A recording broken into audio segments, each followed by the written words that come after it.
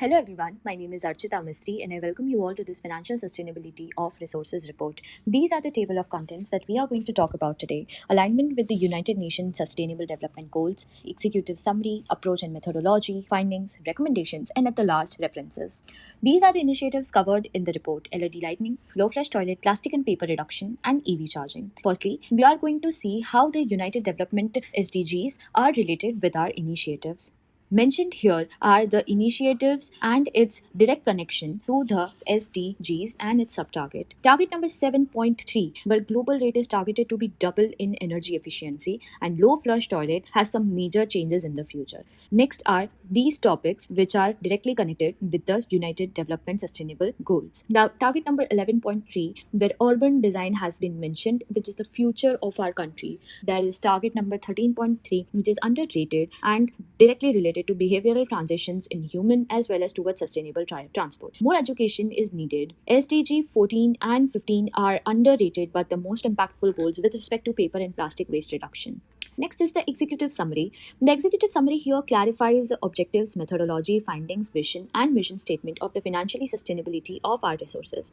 Diva and Shams Dubai's are taken here as benchmarks. The mission and vision statement talks about long-term financial resilience and evaluated plan to strengthen the national goals. Now, let's head towards the approach and methodology part. The first initiative, that is the LED lighting. The UAE market of LED lighting is growing at 10% compound annual growth rate and represent a large share in the UAE market of LED in indoor and outdoor facility. The main challenges are its expensiveness for its large-scale production and incorrect understanding of companies about LEDs. The systematic pathway of all initiatives include environmental and economical perspective in the framework at 10% discount rate for 25 years. Under National Green Taxonomy and Diva Green Fund framework, the LED lighting program qualifies for the UA. Talking about the numbers, achieves over 70% of energy savings, 6.4 million tons CO2 equivalent abatement per year, and has a negative MAC, which is margin abatement cost curve, 245 dirhams per ton CO2 equivalent. It's gaining momentum as a part of the country's broader water and conservative efforts.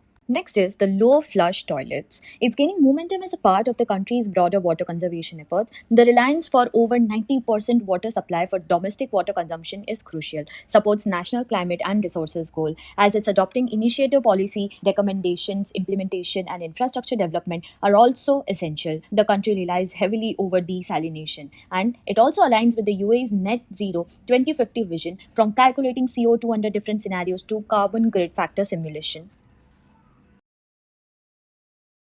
Another initiative is plastic and paper waste reduction, which is like a hot topic of all time. The present landscape is very significantly powerful in terms of paper and plastic waste reduction. There has been so many improvements. The tourism increases waste and active participation from the public is very crucial. This initiative also meets the national taxonomy criteria and green job creation. Next is EV charging, which has been a greatest innovation of all time. And in UAE, there have been more than double installations of EV charging points done. It's working in collaboration with DEWA, that is Dubai Electricity and Water Authority. Only 40% people are aware of its existing charging infrastructure, and temperature is always high, which can hinder its development. So, clear analysis and crucial improvements can be done here, and the financial sustainability and systematic pathways are the same. The financial sustainability state that it's meet the net zero 2050 goals and the environmental, financial, economical governance criteria. The systematic pathways talk about CO2 abatement, net present value, decarbonization, dimensions into single evidence-based assessment framework, and talks about different pathways which are the best, base, worst, 85% and 100% integration C criteria. So let's begin with the findings of our first initiative, that is LED lighting.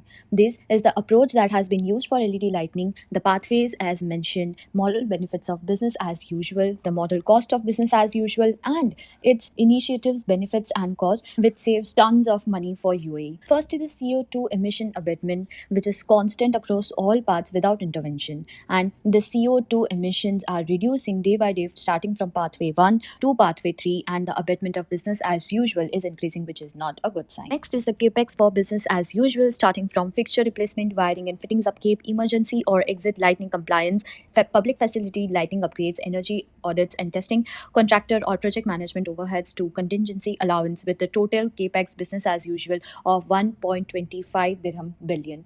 There have been certain assumptions and sources. Next is the OPEX, that is operating expenditure for business as usual. And under LED retrofit pathways, this OPEX would drop by 70 to 50%, driven by lower energy consumption and reduced relamping frequency. Those are the percentage allocated with respect to OPEX saving as BAU. Now is the capex for initiatives, which is designed in a way for pathway 1, 2, and 3, assuming progressive technology adoption. Pathway 1 focuses on standard retrofits, while pathway 2nd and 3rd focuses on integrated advanced smart controls and Internet of Things system. Next is the operating expenditure for initiatives, where going from LED to IoT integration systems later reduces the OPEX in a longer run but requires a higher cost and is beneficial in the longer run. Next is the total present value of cost savings and net present value, which is derived from the capex for initiative with the submission of OPEX for initiatives into present value factor at 12%, going from best case, base case, and worst case for a year of 25 at 12% discount rate. Now is the margin abatement cost curve, which is derived from the net present value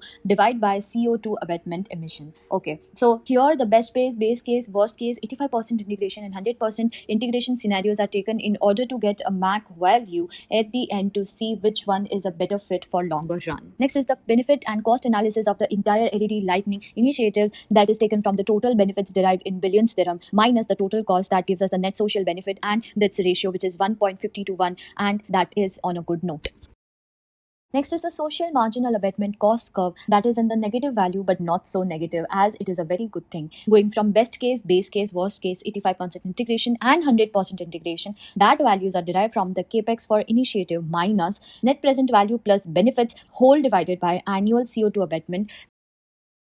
Next is the adjusted WACC, which is derived from the MAC values, that is adjusted, going from best case to 100% integration, which are equally divided in percentage, as we can see. Another is the carbon grid factor, where early deployment yields maximum climate benefit before grid carbonization. The baseline 2025 factors involves a CO2 avoided of 6.39 million tons to net zero 250, where only 2.30 million tons of CO2 has been avoided. Next is the risk metrics, that shows that LED lighting, how likely they are, their impact, and how to reduce them. It highlights issues like fixture wear, dust buildup, supply chain cost, etc. to financing challenges, along with simple solutions to manage each risk and keep the project reliable. Next is low flush toilet, which has used the approach of marginal abatement cost curve, deriving its pathways from 40% of existing toilets replaced with dual flush to 100% retrofit of all residential and commercial toilets, including the model benefits of business as usual and its cost, and the model benefits of initiative and its cost. Next is CO2 emission abatement, which says that the comparison of single-use toilets with low flush toilet and dual flush fitting provides measurable CO2 reductions and is very energetic. Next is capex for BAU, that is business as usual, showing that the installation and plumbing labor is dominated by the BAU scenario, where installation charges are very high, and it also indicates limited technological efficiency. OPEX for BOU is measured by water consumption charges, maintenance and plumbing repairs, utility management and monitoring, which is coming to 568 million dirhams per year, which is in contrast for the capex for initiatives, that is rising progressively across all the scenarios and giving positive results at the end, with best case, base case, and worst case scenarios. Next is the OPEX for initiatives, which shows a gradual increase across pathways, reflecting wider adoption of dual flush systems. And in that pathway 3 is the most stable. OPEX as maintenance and desalination. Total present value of cost savings and net present value is equals to almost 102.57 billion dirham a year. That is a 25-year plan, and each phase had proportionally to national coverage and total savings potentially. Margin abatement cost curves of low flush toilet ranges from 52,000 to 99,000 dirhams per ton CO2 equivalent, which is within realistic UAE water efficiency program levels, and the payback period is 5 to 6 years under 12% discount rate. The social and marginal abatement cost curve shows negative value, which is a very profitable abatement measure, going from best case to 100% replacement. Next is the adjusted WACC, that is weighted average cost of capital, that shows that the best case scenario achieves the lowest cost of carbon abatement, going from best case to 100% fixture replacement. In that, 85% and 100% fixture replacement scenarios maintain moderate abatement costs, showing that large scale adoption still yields the strong cost effectiveness. Next is the cost benefit analysis, that shows the ratio of 0.86:1 of benefits to cost. Their benefits are lower and cost is more, but in longer run, after the payback period of 5 to 6 years, that can be profitable. Next is the carbon grid factor that shows the negative value of 26,000 ton CO2 avoided per year from baseline going to net zero, that is 16,000, and such a rise in the CO2 avoided. Next is the risk matrix of low flush toilet that provides a clear mitigation strategies to maintain performance, cost stability, and accurate water energy. And overall, it shows with proper planning, the low flush toilets remain a reliable and impactful water efficiency initiative. Next initiative is plastic and paper waste reduction for UAE, and its approach is margin development cost curve showing from pathways as BAU to pathway 3, including model benefits of business as usual and its cost, and model benefits of initiative and its cost. First is the CO2 emission abatement cost curve that shows that pathway 1 contributes to 18% of the total abatement, as pathway 3 contributes to the 43% total of 6.3 million tons of CO2 equivalent by 2050. The capex for BAU scenario talks about the capital expenditure is concentrated in landfill disposable infrastructure and municipality waste vehicle collection, highlighting the heavy reliance on traditional waste management systems. The OPEX for BAU for paper and plastic waste reduction talks about the operational cost stemmed from waste collection and transport that prioritizes functionality over innovation and efficiency over environmental progresses. The capex for initiative talks about different pathways via different base cases, best cases, and worst cases scenarios that goes through modular system and regional MRF consolidation and public and private financing. The OPEX for initiatives for plastic and paper waste reduction aligns with the DIVA's Smart Dubai cost optimization models and MOCCA's 2050 waste cardinality roadmap. Total net present value of cost savings and net present value rises the project complexity yet remains manageable at the cost of 25 to 30%. The marginal abatement cost curves shows that the marginal abatement cost curve of the worst case scenario is 5,877 dirhams ton CO2 equivalent. For that discount period is 31%, but for a longer run, it justifies the high upfront cost through long-term abatement potential. The social marginal abatement cost curve in the comparison derives negative value, meaning that the initiative saves money per ton of CO2 avoided once total costs are internalized. In adjusted weighted cost of capital, the MAC ranges from 4,900 dirham ton CO2 equivalent to 3,000 dirham ton CO2 equivalent, that shows achieving a negative NPV within 10 to 15 years. Whereas the cost and benefit analysis shows that the 1.13 to 1 ratio, meaning that the social benefits are more and the social cost is less in a longer run. The carbon grid factor scenario states the CO2 avoided going from baseline, that is 6.3 million tons, to net zero, which is 3.88 million tons, having a jump from 26.9% to 43.8%. The risk matrix of paper and plastic waste reduction shows from public participation to market volatility, weak informants, that each with practical mitigation strategies, regulatory informants, modernized infrastructure initiative can significantly improve recycling performance and support a circular community. The last initiative is the EV charging, which uses the approach's margin abatement cost curve, and these are the pathways, its model benefits of business as usual, model cost, model benefits of initiatives, and model cost of initiatives. The last initiative is the CO2 emission abatement, shows the total CO2 abatement of 146,000 tons of CO2 equivalent that results from transition to electric mobility powered by DIVA's partially renewable grid mix and reduced fuel combustion. The capital expenditure for business as usual states that the major portion of 40% is taken by the fuel station setup and equipment, where the mechanical and equipment making and everything, the design, civil works, and permits only contributes to about less than 35%.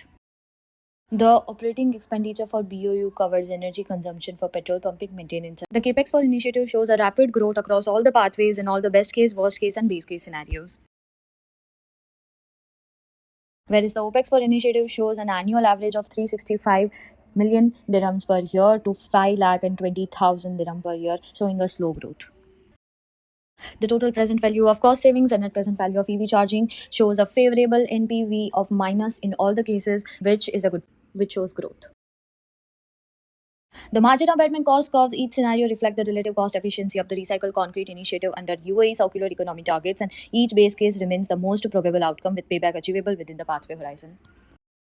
Thus, the social and marginal abatement cost curve shows the net benefits from RCBA to show the true social cost savings generated from abatement of carbon emissions, growing from best case to 100% integration, which is less than the best case. The cost benefit analysis shows 11.5 to 1 ratio, that's meaning that the social benefits are far more than the social cost in the longer run.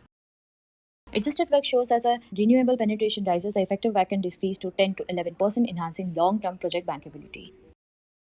The risk matrix of EV charging shows that with strong awareness campaigns, smart grid integration, resilient hardness, the EV charging can scale effectively to support national mobility and net zero goals. Finally, in recommendations, the LED lighting delivers major energy and carbon reductions while remaining financially strong, socially beneficial, and technological reliable. With proper maintenance and green finance support, it becomes one of the UAE's most cost effective pathways to net zero of 2050.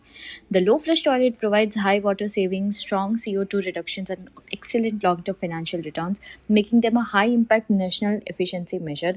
With awareness, manufacturing, and PPP support, they strengthen UAE's water security and climate resilience continuously.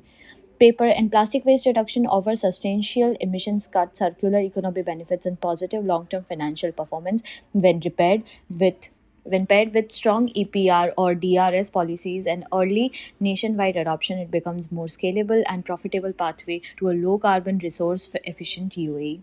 The EV charging expansion strengthens the clean mobility, grid stability, EV charging expansion strengthens clean mobility, grid stability, and climate action while unlocking major economic and technology gains. With smart grid integration, localized production, and strong PPP investment, the UAE can accelerate EV adoption, and support its net zero 2050 transportation goals. Here are the references of all the slides used.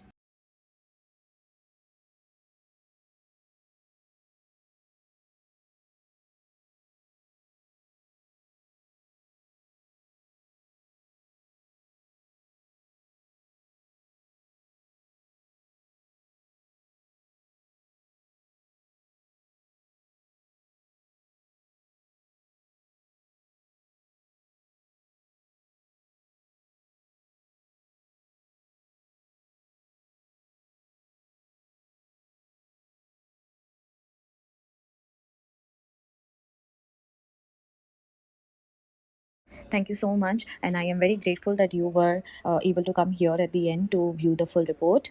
Have a good day.